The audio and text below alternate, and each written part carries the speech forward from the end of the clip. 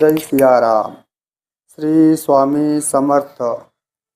बोधकथा. अहंकाराचा त्याग. एकदा अक्कलकोटमध्ये एक विद्वान पंडित श्री स्वामी समर्थाकडे आला. त्याला आपल्या ज्ञानाचा फार गर्व होता.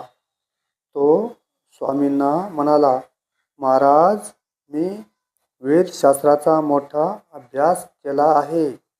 तुम्ही मला काही नवीन सांगू शकाल का?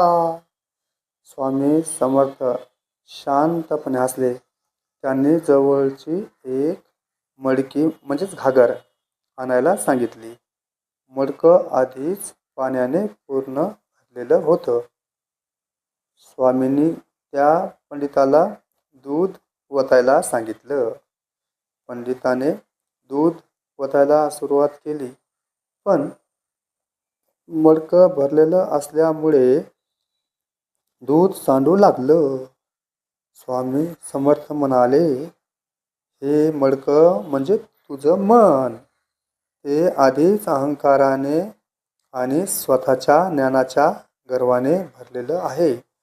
जोपर्यंत ते रिकामं करत नाहीस, तोपर्यंत नवीन ज्ञान कसं येणार? हे ऐकून पंडिताला आपली चूक कळली. त्याने नम्रपणे स्वामीच्या चरणी नतमस्तक टेकवलं. या कथेतून आपण काय शिकवण घेतली मी बाळांनो? खऱ्या ज्ञानासाठी नम्रता आवश्यक आहे. 2. अहंकार असेल तर शिकण्याचे दारे बंद होतात. 3. स्वतःला रिकामं केलं तरच परमज्ञान प्राप्त होते, असे श्री स्वामी समर्थ म्हणतात.